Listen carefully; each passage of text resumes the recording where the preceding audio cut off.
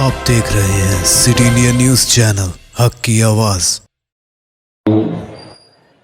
وقال الله تبارك وتعالى في شأن حبيبه الكريم: إن الله وملائكته يصلون على النبي يا أيها الذين آمنوا صلوا عليه وسلموا تسليما.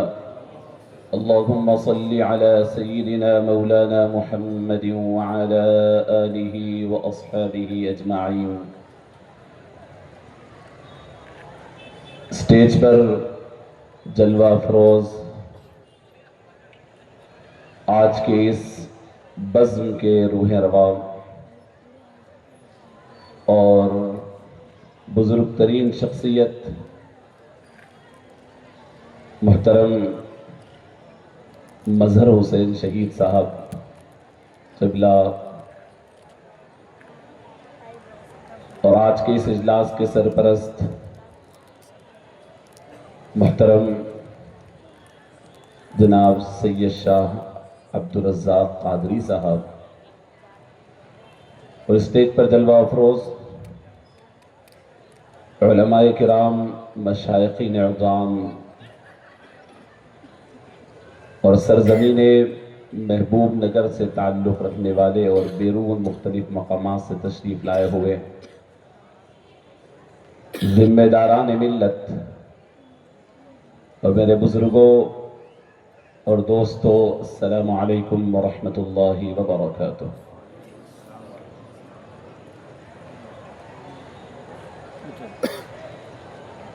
بہت ہی متبرک اور بہت بامقصد اسٹیج ہے۔ میں سمجھتا ہوں کہ اتنے بڑے بڑے بزرگ اپنا وقت نکال کر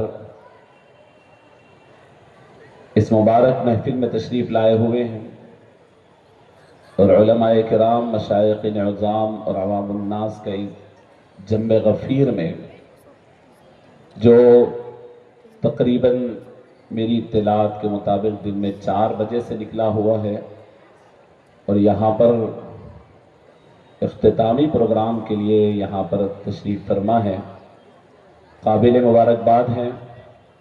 سرکار دو عالم سیدنا محمد الرسول اللہ صلی اللہ علیہ وسلم کی محبت میں چلا جانے والا ہر قدم قابل مبارکباد ہے۔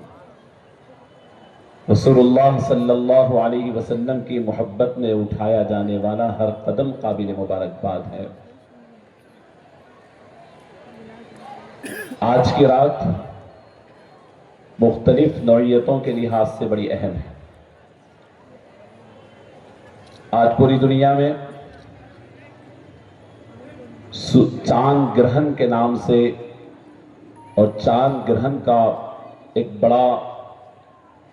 بڑی اللہ کی نشانی، مذہب اور ہر مکتب اور ہر انسٹیٹیوشن کی جو اس سے وابستہ تحقیقات ہیں وہ اس وقت اس ریچولز میں لگے ہوئے ہیں۔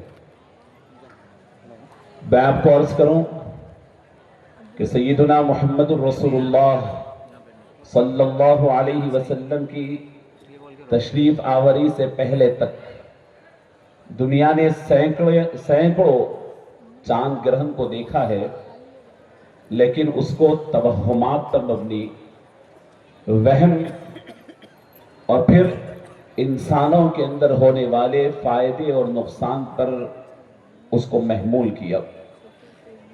سرکار دو عالم سیدنا محمد الرسول اللہ صلی اللہ علیہ وسلم کے زمانے میں بھی چاند گرہن بھی ہوا، سورج گرہن بھی ہوا۔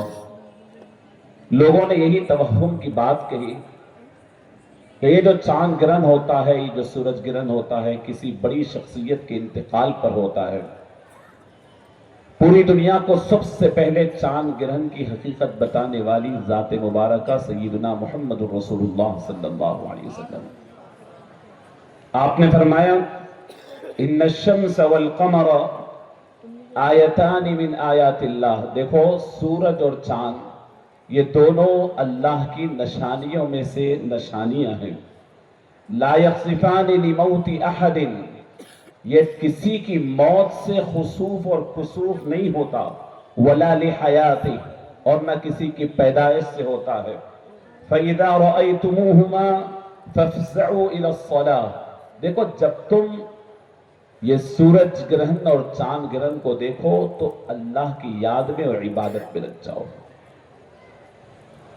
عزیزان گرامی، میں سمجھتا تھا کہ آج کی اس محفل میں جہاں پر ہم سیدنا محمد الرسول اللہ صلی اللہ علیہ وسلم کی بات کر رہے ہیں تو اللہ رب العزت نے آپ کو رحمت للعالمین بنا کر کے بھیجا ہے. پوری کائنات کی رحمت ہے.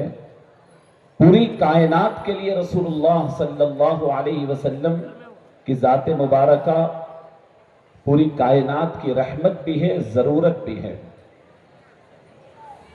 تو آج چاند گرہن کی اس مناسبت سے حضور کی جو تعلیم ہے اور حضور پاک صلی اللہ علیہ وسلم نے ہمارا کانسیپٹ جو کلیئر کیا وہ آپ کے سامنے رکھا. اور چاند جس میں آج زمین سے لوگ بڑے اہتمام سے چاند کی طرف جا رہے ہیں، آپ سماعت فرما لیں قرآن مجید کی جو آیت کریمہ کی میں نے تلاوت کا شرف حاصل کیا.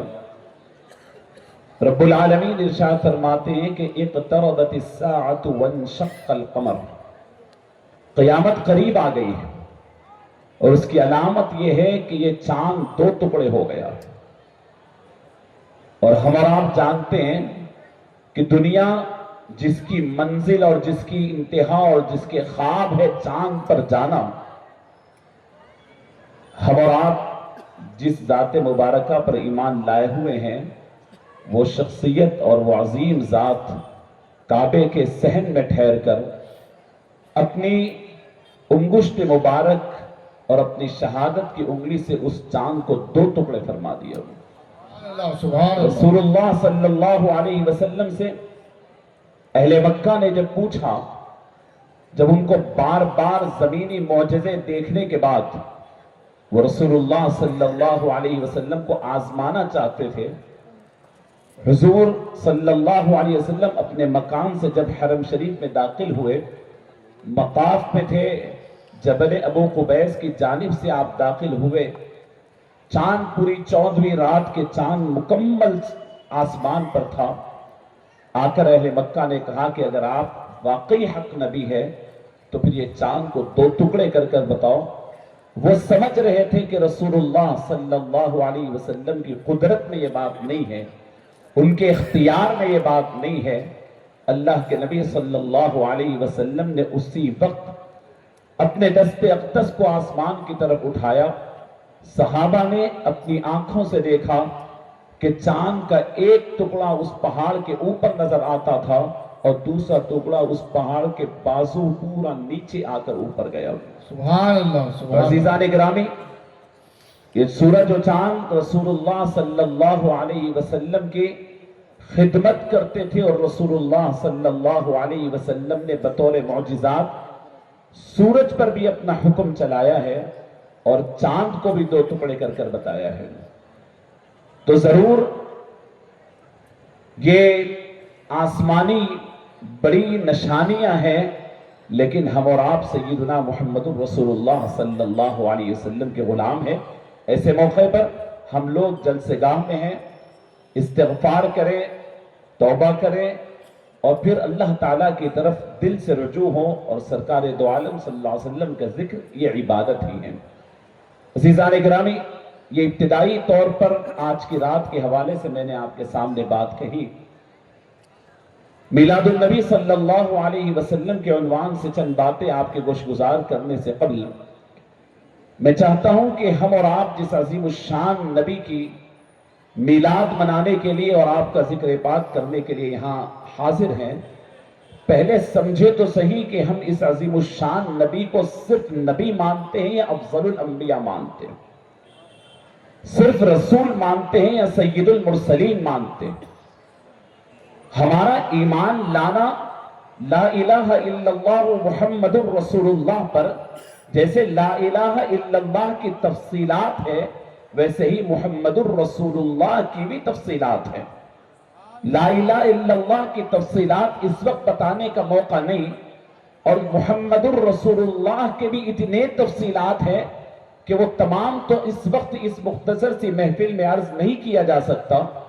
لیکن یہ آپ کو ماننا پڑے گا جب محمد الرسول اللہ پڑھ رہے ہیں تو آپ کو موسیٰ جیسے ایک نبی تھے یہ بھی نبی ہے، عیسیٰ ایک نبی تھے یہ بھی ایک نبی ہے، حضرت ابراہیم ایک نبی تھے یہ بھی نبی ہے، حضرت سلیمان ایک نبی تھے یہ بھی نبی ہے، حضرت آدم ایک نبی تھے یہ بھی نبی ہے۔ اگر اس تصور کے ساتھ آپ محمد الرسول اللہ پڑھ رہے ہیں تو ابھی آپ اسلام میں داخل نہیں ہوئے۔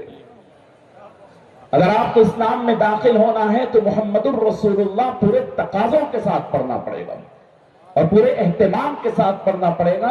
میں چند مثالیں آپ کو دیتے ہوئے انبیاء کی زندگی سے، سیدنا محمد الرسول اللہ صلی اللہ علیہ وسلم تک لاکھوں انبیاء، 1,24,000 انبیاء آئے، لیکن وہ انبیاء جن کا تذکرہ قرآن میں ہے ان میں سے چند انبیاء کا تذکرہ اور سرکار دو عالم صلی اللہ علیہ وسلم کا ان کے ساتھ حضور پاک صلی اللہ علیہ وسلم کا تذکرہ کرتے ہوئے محمد الرسول اللہ ہم کیسے مانتے ہیں وہ آپ کو بتاتے ہوئے آگے بڑھو۔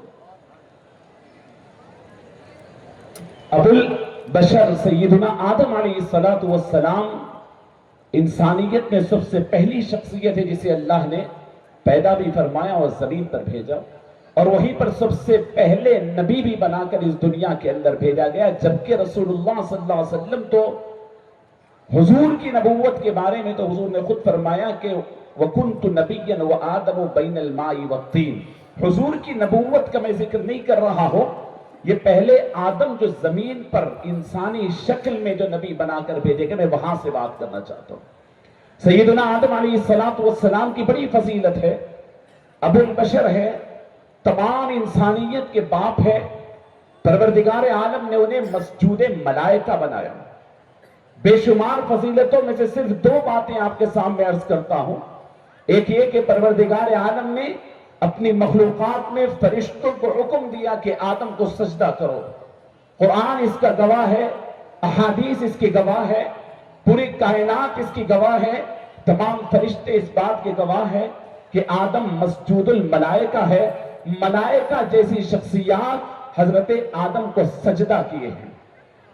دنیا جانتی ہے اور یہ ہمارا ایمان ہے کہ حضرت آدم کی بڑی شان ہے، بڑا مقام ہے، تو پھر سوال پیدا ہوتا ہے آدم کو فرشتوں نے سجدہ کیا تو میرے آقا صلی اللہ علیہ وسلم کی اس مقابلے میں شان بتائیں۔ تو عزیزان گرامی سن لیں، سیدنا آدم کو تمام ملائکہ نے سجدہ کیا۔ جب یہی سوال آپ قرآن سے پوچھتے ہیں کہ اے قرآن بتا دے، میں تو محمد الرسول اللہ صلی اللہ علیہ وسلم کا امتی ہوں، آدم مسجود ملائکہ ہے، تو پھر میرے آقا کیا ہے؟ قرآن جواب دیتا ہے آدم کے بارے میں یہ ہے کہ اللہ کی مخلوقات نے، پاکیزہ مخلوق ملائکہ نے سجدہ کیا۔ اگر تم اپنے محبوب، اپنے نبی سید المرسلین صلی اللہ علیہ وسلم کی شان ملاحظہ کرنا چاہتے ہو تو اللہ نے صرف فرشتوں کا ذکر نہیں کیا، پہلے اپنا خود کا ذکر کیا، پھر فرشتوں کا ذکر کیا، پھر ایمان والوں کا ذکر کیا۔ فرمایا ان اللہ وملائکتہ یصلون علی النبی، صرف فرشتے نہیں، فرشتوں سے پہلے پروردگار رحمت بھیجتا ہے، اور فرشتے تو درود بھیجتے ہیں اور تب ایمان والے درود بھیجتے ہیں۔ عزیزان گرامی، سیدنا آدم علیہ السلام کی فضیلت یہ ہے کہ کعبۃ اللہ کے اندر جو حجر اسود لگا ہوا ہے، سیدنا آدم کو جنت کا وہ چھوٹا سا پتھر اللہ رب العزت نے تحفے میں دیا تھا۔ سیدنا آدم کی بہت بڑی فضیلت ہے، آج میں اور آپ جا کر کے اس پتھر کو چومتے ہیں، کعبے کا حصہ بنا ہوا ہے۔ جنت سے جب آدم آئے تو ان کو ایک سکون کے لیے جنت کی ایک نعمت، جنت کا پتھر ہے، آتے وقت بہت چمکدار، بہت صاف و شفاف تھا۔ اللہ اکبر۔ پوچھیں احادیث کریمہ سے کہ حضرت آدم کو جنت کا پتھر ملا ہے تو میرے آقا سید المرسلین ہے، ان کو کیا ملا؟ حدیث کہتی ہے رسول اللہ صلی اللہ علیہ وسلم فرماتے ہیں، ادھر آپ ذہن میں اپنے ذہن کے ایک حصے میں رکھیں، کہ آدم کو جنت کا پتھر ملا تو حدیث کہتی ہے، رسول اللہ صلی اللہ علیہ وسلم فرماتے ہیں ما بین بیتی و منبری روضۃ من ریاض الجنہ، آدم کو پتھر ملا لیکن حضور پاک صلی اللہ علیہ وسلم کو جنت کا پورا ایک حصہ عطا کیا گیا جو حضور پاک صلی اللہ علیہ وسلم کے روضہ اقدس اور آپ کے منبر کے درمیان ہے، وہ جنت کی کیری ہے۔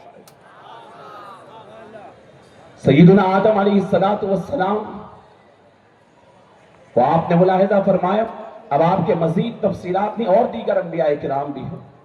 اس کے بعد جو سب سے عظیم نبی حضرت نوح کا تذکرہ بھی آتا ہے، لیکن ابو الانبیاء جسے کہا جاتا ہے حضرت ابراہیم علیہ السلام عظیم الشان نبی ہے۔ ہم اہل السنہ والجماعہ ہر نبی کی تعظیم کرتے ہیں، ہر نبی کا احترام کرتے ہیں۔ ارے ہم اہل السنہ تو انبیاء کا بھی کرتے ہیں، اولیاء کا بھی کرتے ہیں، اہل بیت کا بھی کرتے ہیں، صحابہ کا بھی کرتے ہیں، ائمہ کا بھی کرتے ہیں، محدثین کا بھی کرتے ہیں، حفاظ کا بھی کرتے ہیں۔ اہل سنت کہتے ہی اس کو ہے کہ دین کے جتنے خدمت گزار ہیں وہ ہمارے سر کے تاج ہیں۔ اہل سنت کسی کی بھی تنقیص نہیں، سب کا مقام جاننے والوں کو اہل سنت کہتے ہیں۔ عزیزان گرامی، سیدنا ابراہیم علیہ نبینا وعلیہ السلام کے پاس جائیں۔ سیدنا ابراہیم کے متعلق دو بڑی اہم چیزیں ہر عمرہ اور حج کرنے والوں کو دیکھیے۔ جب جاتے ہیں تو وہاں مقام ابراہیم حرم کے صحن میں رکھا ہوا ہے۔ قرآن مجید کہتا ہے وَاتَّخِذُوا مِن مَقَامِ إِبْرَاهِيمَ مُصَلَّى، مقام ابراہیم کو مصلی بنا دو۔ ہم میں سے ہر ایک جاتے ہیں، سیدنا ابراہیم کے قدم کو دیکھتے ہیں، ان کے مقام کو دیکھتے ہیں، طبیعت اش اش کرتی ہے۔ اور کعبے کے صحن میں ابراہیم علیہ السلام کا مقام، اس کو مقام ابراہیم کہتے ہیں۔ سوال پیدا ہوتا ہے ایک عاشق کے دل میں، یقیناً یہ مقام ابراہیم سیدنا محمد الرسول اللہ صلی اللہ علیہ وسلم کی دعا کا نتیجہ ہے، لیکن میرے آقا سیدنا محمد الرسول اللہ کو مقام کون سا دیا گیا؟ یہ مقام تو مقام ابراہیم حضرت ابراہیم کا ہے۔ حدیث پاک کہتی ہے ابراہیم کو زمین کے اندر مقام ابراہیم دیا گیا، پیارے آقا صلی اللہ علیہ وسلم کو آخرت میں مقام محمود عطا کیا گیا۔ مقام محمود حضور کا مقام ہے، اور مقام محمود کسے کہتے ہیں پتہ ہے؟ ہر اذان کے بعد ہم دعا کرتے ہیں، مقام محمود اس مقام کو کہتے ہیں۔ سرکار دو عالم صلی اللہ علیہ وسلم کو قیامت کے روز ایک ایسے مقام پہ ٹھہرایا جائے گا، اولین و آخرین حضور پاک صلی اللہ علیہ وسلم کی تعریف کرتے جائیں گے۔ محشر کا میدان کیا ہوگا؟ محشر کے میدان میں ہمیں اور آپ کو اللہ کی تعریف کا اختیار نہیں ہوگا۔ اللہ کی تعریف کرنے کا اختیار صرف سرکار کو ہوگا۔ سرکار اللہ کی تعریف کریں گے اور پوری کائنات سرکار کی تعریف کرے گی۔ یہ نعرہ رسالت، نعرہ رسالت، سرکار کی آمد۔ مقام محمود یعنی وہ مقام جس میں صرف تعریف ہو۔ سیدنا ابراہیم کی دوسری بڑی پہچان آگ سے آگ کا ٹھنڈا ہو جانا۔ عزیزان گرامی، دہتی ہوئی نمرود کی آگ ہے، سیدنا ابراہیم کو ڈال دیا گیا۔ اللہ فرماتے ہیں قُلْنَا يَا نَارُ كُونِي بَرْدًا وَسَلَامًا عَلَىٰ إِبْرَاهِيمَ، اے آگ ابراہیم پر ٹھنڈی ہو جا۔ ابراہیم علیہ السلام کی یہ شان ہے کہ آگ ٹھنڈی ہو جاتی ہے۔ عزیزان گرامی، حضرت ابراہیم بہت بڑے مقام والے ضرور ہے، لیکن سیدنا محمد الرسول اللہ صلی اللہ علیہ وسلم کا مقام جانے، حضور بہت بڑی ذات ہے۔ حضور کے غلاموں میں حضرت انس بن مالک رضی اللہ تعالیٰ عنہ فرماتے ہیں ایک مرتبہ میرے گھر کوئی مہمان آئے، کھانا تناول کیا، کھانے کے بعد میں نے خادمہ کو آواز دی کہ ان کو ہاتھ پوچھنے کے لیے تولیہ لاؤ۔ جب وہ لائی تو کچھ اس کے اوپر اتنا صاف نہیں تھا، کچھ میل تھا۔ میں نے کہا کہ خادمہ یہ مہمان کے سامنے یہ توال لے آئی ہے، اس کے اوپر میل ہے۔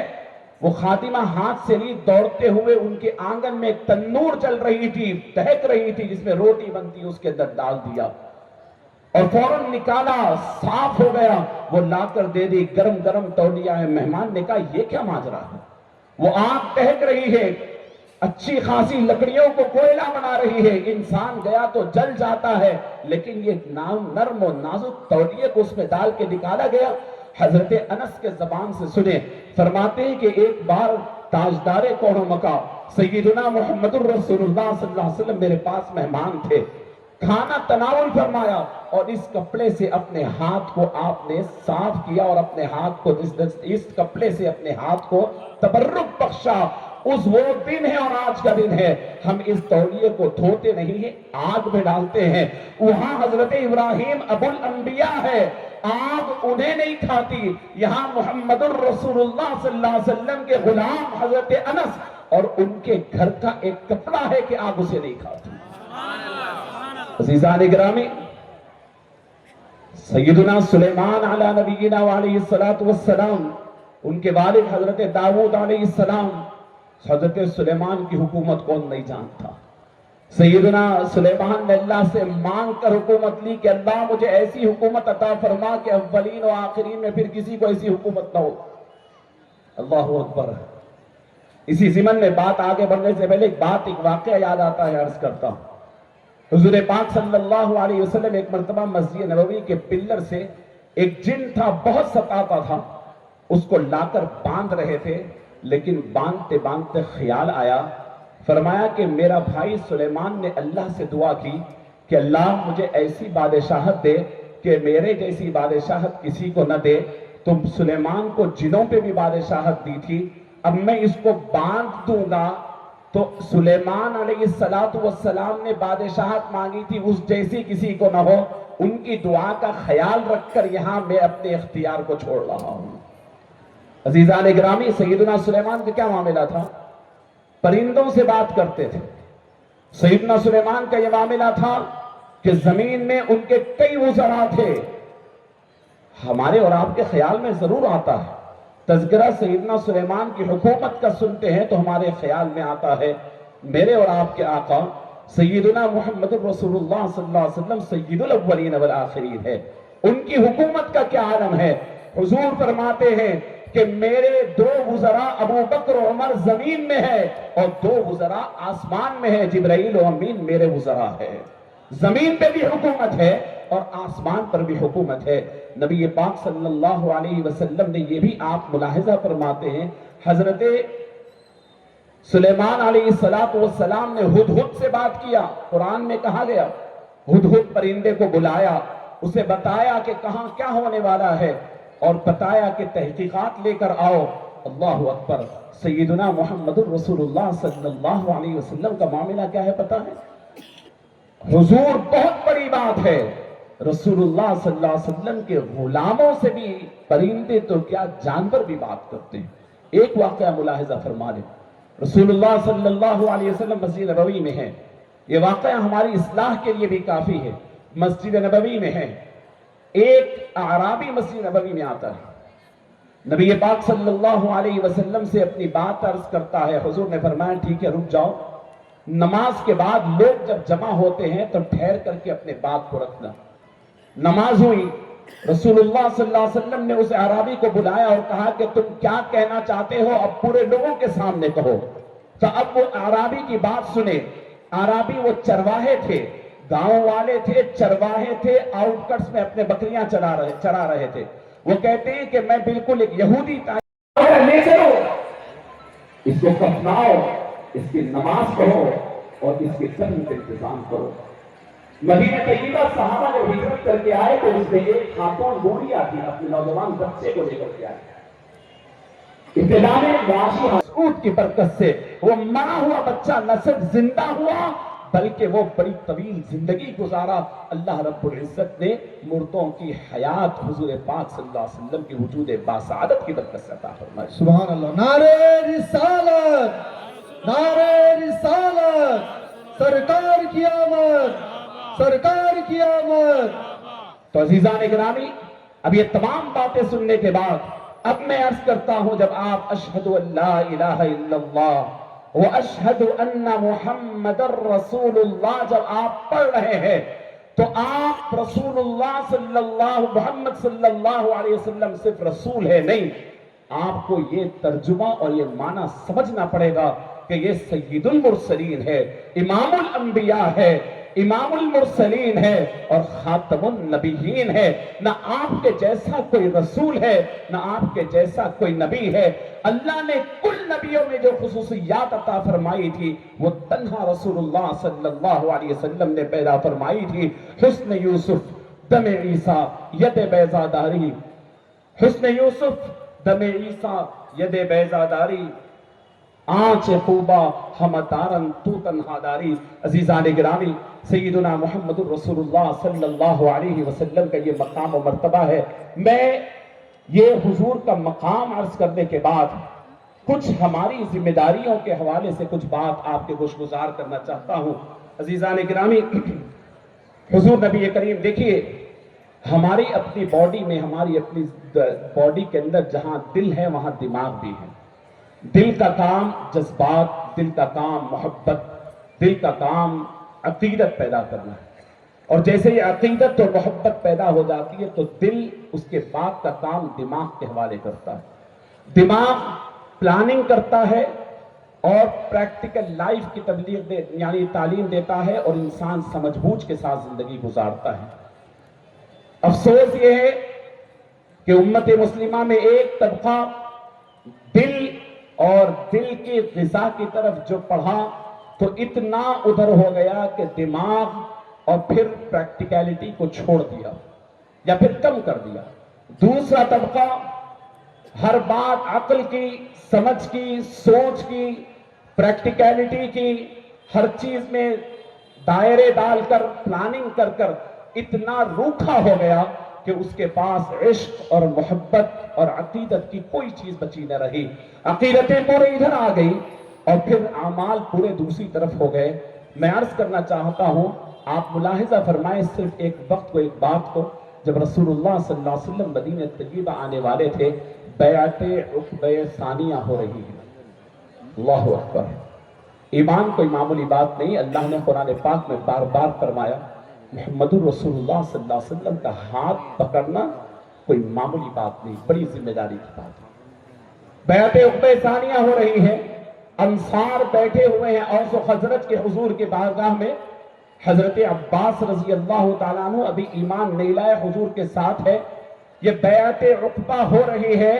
میں یہ سوال حضرت عباس کا مجھ سے، اپنے آپ سے اور اس میدان میں بیٹھے ہوئے ہر فرد سے کرنا چاہتا ہوں. حضرت عباس نے سوال کیا ہے. انصار جب یہ پلاننگ کر لیے ہیں، دعوت دے دیے ہیں کہ چلیے ہم آپ کو مدینے میں لے جائیں گے، اللہ اکبر، حضرت عباس نے ٹھہر کر ان کے سامنے خطاب کیا. پوچھا کہ تمہیں پتا ہے کہ محمد رسول اللہ صلی اللہ علیہ وسلم کا دامن تھامنے کا نتیجہ کیا ہوگا؟ تمہیں پتا ہے کہ ان کا ہاتھ پکڑنے کا نتیجہ کیا ہوگا؟ پہلے سن لو کہ مکے میں ہمارے پاس ہے تو ہم پہ کوئی بار نہیں ہے. ہم نے اپنی جان مال سب قربان کر کر بنو ہاشم نے حضور کی حفاظت کی ہے. شیخ ابی طالب نے اپنے بچوں کو حضور کے بستر پر لٹا کر حضور کی حفاظت کی ہے. ہمارے لیے ابھی بھی ان کی حفاظت کرنا بات نہیں. لیکن تم لے جا رہے ہو تو کیا سوچ کر لے جا رہے ہو؟ کیا ان کو لے جانے سے مقبل بچھائی جائے گی تمہارے پاؤں کے نیچے؟ کہ ان کے دامن سے وابستہ ہونے کی وجہ سے لوگ تمہارے اوپر پھول نچھاور کریں گے؟ کیا ملے گا؟ حضرت عباس نے فرمایا ان کو لے جانے کا مطلب عرب و عجم سے دشمنی کر لینا ہے. ان کو لے جانے کا مطلب یہ ہے کہ تمہارے اوپر پے در پے حملے ہوں گے، تم کو لوگ دشمن بنا لیں گے، لوگ تمہیں نقصان پہنچائیں گے، تمہارے خلاف سازشیں ہوگی. بتاؤ تمہارا کتنا جذبہ ہے؟ تم کیا سوچ کر لے جا رہے ہو؟ کیا مصیبتیں آئی، پریشانیاں آئی تو کیا ان کا دامن چھوڑ دو گے؟ آزمائشیں آئی، آفات آئے، ماں باپ کو لٹانے کا موقع آیا، اولاد کو کٹانے کا موقع آیا، جائیدادوں کو لٹانے کا موقع آیا تو کیا کرو گے؟ کیا تنہا چھوڑ دو گے؟ انصار کے لیے بڑا چبھتا ہوا سوال تھا. انصار وہاں ٹھہر کر حضرت عباس کے سامنے جو بیعت کے الفاظ اور جو یقین دلائے ہیں پوری کائنات سے، رسول اللہ صلی اللہ علیہ وسلم پر ایمان والوں سے وہی مطالبہ اللہ کا ہے کہ محمد الرسول اللہ صلی اللہ علیہ وسلم پر ایمان غیر مشروط طور پر لاؤ. ان پر ایمان لانے کے بعد تکلیفیں ضرور ہوگی. عزیزان گرامی، انصار نے جو مختلف باتیں کی اس کا خلاصہ یہ ہے کہ ہم اپنے بچوں اور بیوی اور اپنے ماں باپ کی جیسی حفاظت کرتے ہیں ہم اس سے زیادہ حفاظت آپ کی کریں گے. ہم اپنا سب کچھ لٹا کر آپ کی حفاظت کریں گے. آپ جب بات کریں گے تو ہم رات دیکھیں گے نہ دن، ہم اپنی فقیری دیکھیں گے نہ تونگری.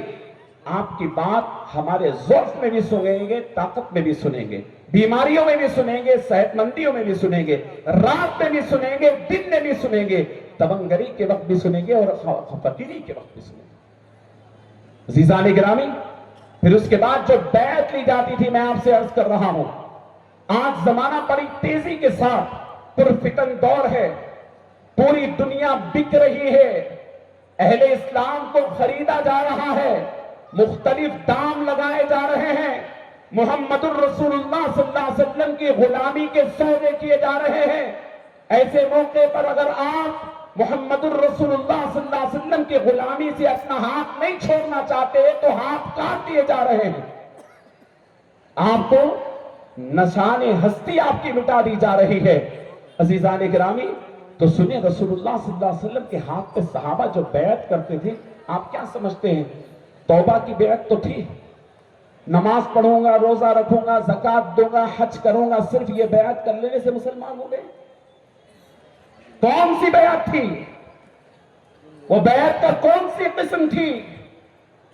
یہ ایمان لانے کے بعد نماز، روزہ، زکات، حج، جھوٹ نہیں بولنا، زنا نہیں کرنا، یہ تو تعلیمات تھے، یہ بیعت نہیں تھی. بیعت جان کے دینے پر ہوا کرتی تھی. تم اپنے جان ہتھیلی میں لے کر حضور سے بیعت کرنے آؤ ہے تو آگے بڑھو. اگر تمہاری جان دینے کی تک صلاحیت اس لیول تک حضور پر فدائیت نہیں ہے تو پھر پیچھے ہٹو، وہ لیول پیدا کر کے آؤ. حضور پر ایمان لانے کا مطلب نو کمپرومائز. حضرت عبداللہ ذوالبجادین ہیں، بڑے دولت مند، والد کے انتقال ہو گیا، پوری دولت وراثت میں ان کے پاس ہے، چچا اور بھتیجے میں بٹنا ہے.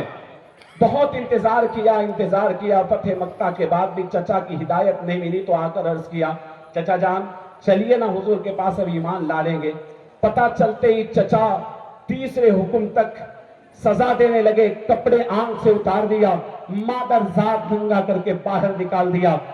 باہر نکلنے بعد کوئی پتہ نہیں، ایک عاشق ایسے ہی ہوتا ہے، اس کو پتہ نہیں ہوتا حب کا شیء یعمی و یسم، کسی چیز کی محبت تم کو اندھا اور بہرا بھی کر دیتی ہے.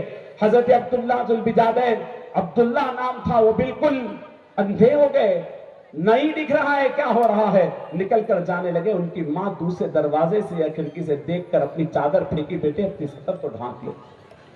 نکلے راتوں رات سفر کرتے ہوئے مدینہ طیبہ پہنچے. اللہ کے نبی صلی اللہ علیہ وسلم مسجد نبوی میں استقبال کیا اور جگہ ان کو اصحاب صفہ پہ ملی. کیا اوڑھ کر آئے ہیں؟ ماں کی چادر کا ایک ٹکڑا نیچے اور ایک ٹکڑا اوپر. پوچھا بیٹے نام کیا ہے؟ کہا عبد العزہ. فرمایا آج سے عبداللہ.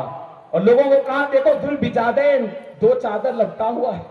اللہ، دنیا کو لات مار کر آ گئے. عزیزان گرامی، قرآن پڑھنے بیٹھتے تو حضور اللہ کی محبت میں ایسے بیکار ہوتے کہ مدینے کی مسجد کے در و دیوار گونجنے لگتے. حضرت عمر آئے، آ کے فرمایا ارے تھوڑی آہستہ پڑھو. حضور فرماتے ہیں مت چھیڑو اس کو، یہ اللہ کی محبت میں سب لٹا کے آیا ہے، پڑھنے دو زور سے. جنگ تبوک پہ جانے لگے، پیسہ نہیں ہے، بہت دور ہے. حضور سے ریکویسٹ کی کہ کہیں سوار کر لیجئے. راستے میں حضور کے پاس آئے اور کہنے لگے یا رسول اللہ میری شہادت کی دعا کرتے، میں اللہ اور رسول کے نام پہ کب جانا چاہتا ہوں. حضور بلائے اور بازو پر ایک پٹی باندھ کر اللہ کے سے دعا کیے کہ مالک دشمن کو اس کے قریب بھی آنے نہ دے. وہ رونے لگے، کہا یا رسول اللہ میں تو شہادت مانگ رہا تھا. فرمایا کہ ٹھیک ہے شہادت مانگ رہے تھے، جنگ کے لیے نکل گئے ہیں تو بخار سے مرنے کا بھی نام شہادت ہے. چلو. ہوا یہ کہ تبوک میں کوئی جنگ نہیں ہوئی، ایک بھی شہید نہیں ہوا.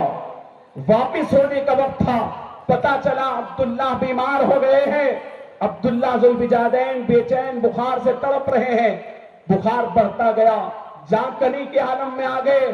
ताजदार कौनो मका सय्यदुना मुहम्मदुर रसूलुल्लाह अरवाहुना फिदा सल्लल्लाहु अलैहि वसल्लम बेचैन हो गए। अपने एक आशिक की कैफियत, माँ वहां है, बाप का इंतकाल हो गया, चचा नहीं है, जिसका कोई रिश्तेदार नहीं, मेरे आका सब कुछ बनकर करीब आ जाते हैं। अबू बकर उमर रजी अल्लाह अन्हुमा को साथ लिए और जब पहुंचे जागनी का आलम था।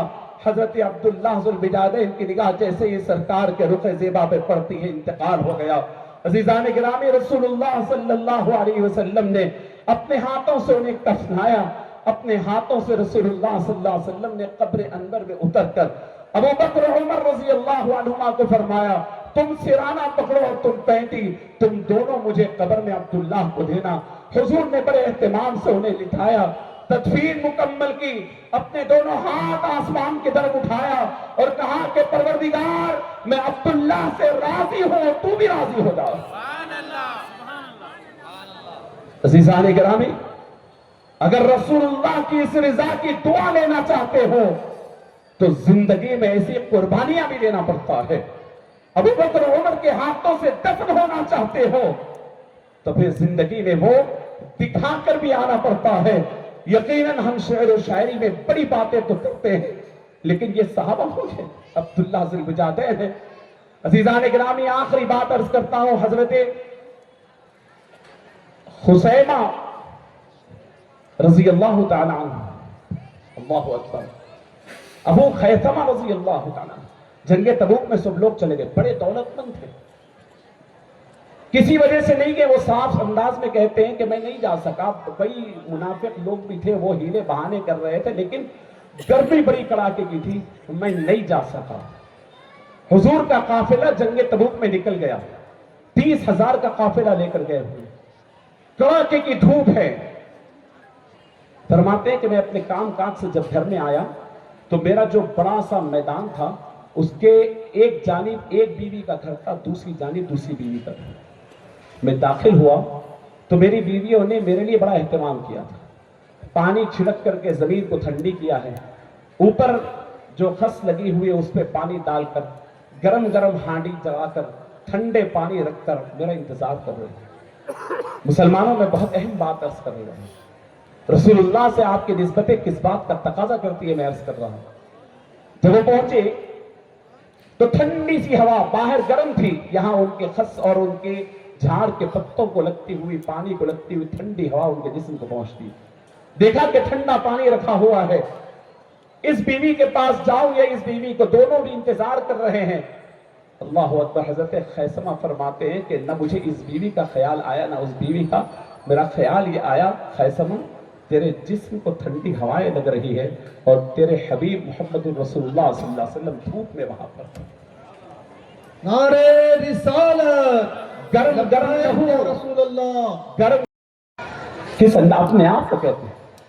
फरमाया नहीं, मैं ना तेरे पास आऊंगा ना तेरे पास आऊंगा।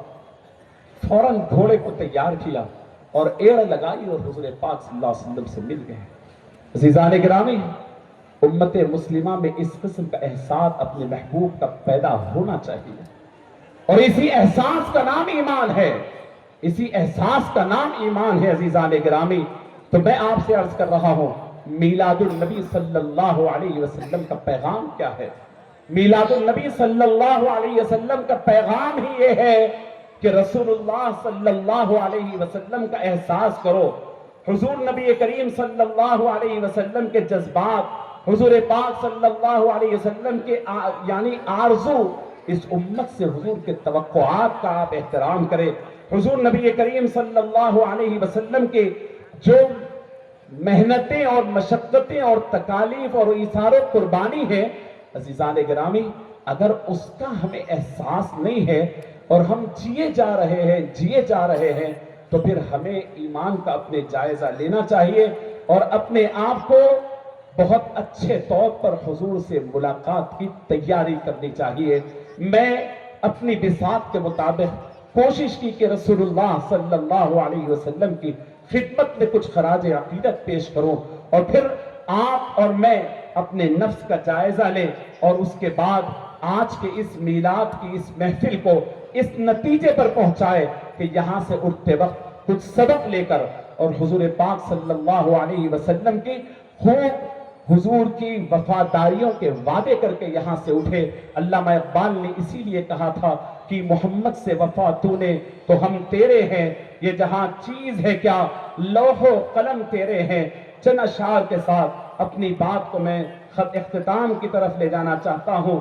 فرماتے ہیں شاعر، خبر دے رہا ہے محمد کا اسوہ، غور سے سنیں اس اشعار پر، میری بات کو میں ختم کرنا چاہتا ہوں۔ خبر دے رہا ہے محمد کا اسوہ کہ آسان نہیں ہے مسلمان ہونا، بہت امتحانات درپیش ہوں گے، بہت سخت راہوں پہ چلنا پڑے گا۔ وہ شعب ابی طالب، وہ شہر طائف برابر صدا پر صدا دے رہے ہیں، وہ مکے کے خاک مقدس کے ذرے نقوش قدم کا پتہ دے رہے ہیں۔ اٹھو مومنو آج سے عہد کر لو، حبیب خدا کی اطاعت کرو گے، عقیدت کے پہلو بپہلو عمل سے حقیقت میں تعمیل سنت کرو گے۔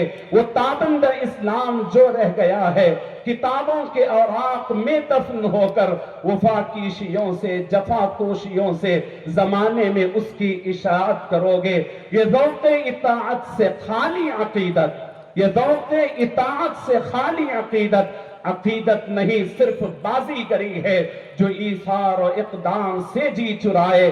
محبت نہیں صرف بازی گری ہے، وہ جرت سراپا، وہ ہمت مجسم، وہ راتوں کا عابد، وہ دن کا سپاہی، وہ جس نے سیاست کی زلفیں سواری، وہ جس نے فقیری میں کی بادشاہی۔ اگر اس سے کچھ بھی عقیدت ہے تم کو، اگر اس ذات گرامی سے کچھ بھی عقیدت ہو تم کو، تو اپنا وتیرہ بدلنا پڑے گا، نفاق زبان و عمل سے گزر کر صداقت کے سانچے میں ڈھلنا پڑے گا۔ خبر دے رہا ہے محمد کا اسوہ کہ آسان نہیں ہے مسلمان ہونا، بہت امتحانات درپیش ہوں گے، بہت سخت راہوں پہ چلنا پڑے گا۔ وما علینا الا البلاغ المبین۔ السلام علیکم ورحمۃ اللہ وبرکاتہ۔ سلام علیکہ یا رسول، سلام علیکہ یا نبی، سلام علیکہ یا رسول، سلام علیکہ۔ سلام علیکہ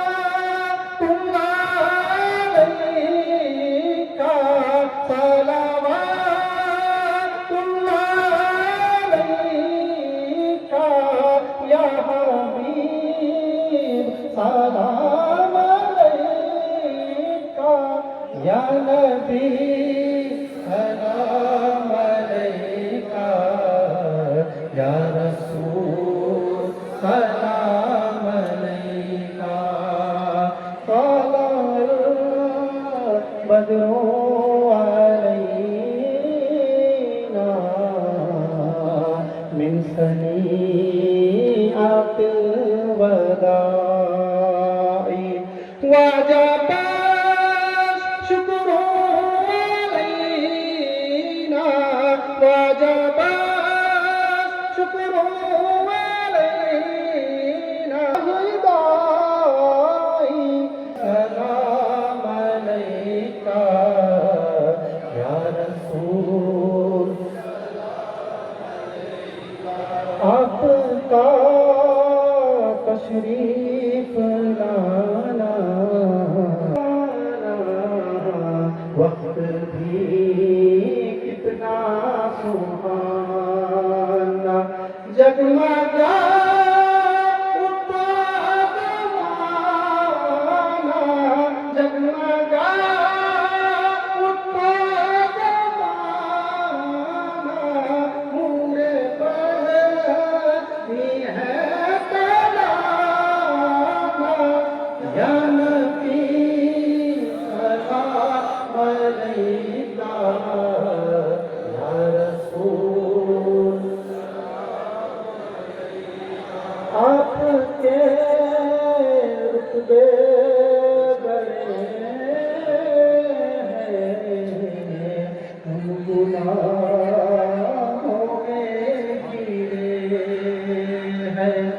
बख्श दो जितने प्यारे हैं, बख्श दो जितने प्यारे हैं, हम यहाँ छोटे बड़े हैं, या नबी सलाम अलैका सलवात।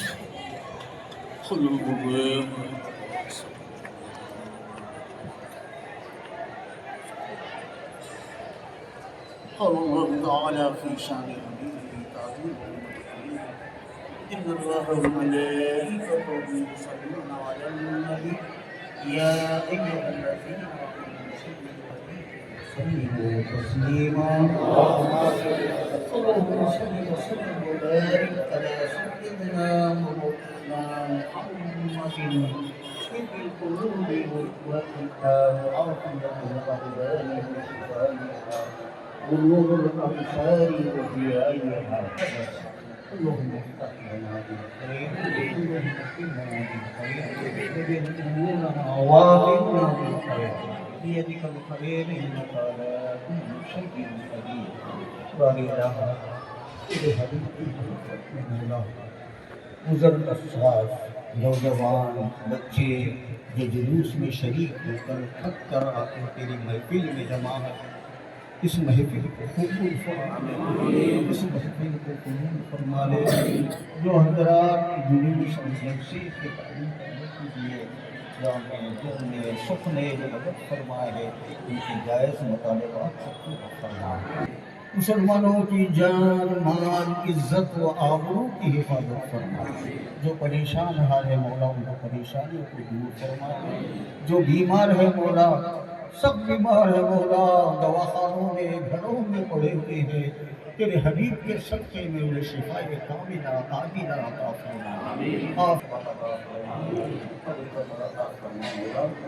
اور مولا ہم اپنے وقت پر خاتمہ بالخیر فرما، خاتمہ بالخیر فرما، خاتمہ بالخیر فرما۔ تیرے حبیب اہل بیت کی محبت ہمارے دلوں میں پرورش فرما۔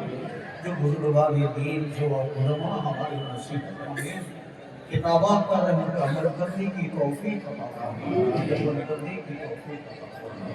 صلی اللہ تعالی علی خیر خلقہ ونور عرشہ سیدنا محمد وعلی آلہ وصحبہ اجمعین برحمتک یا ارحم الراحمین۔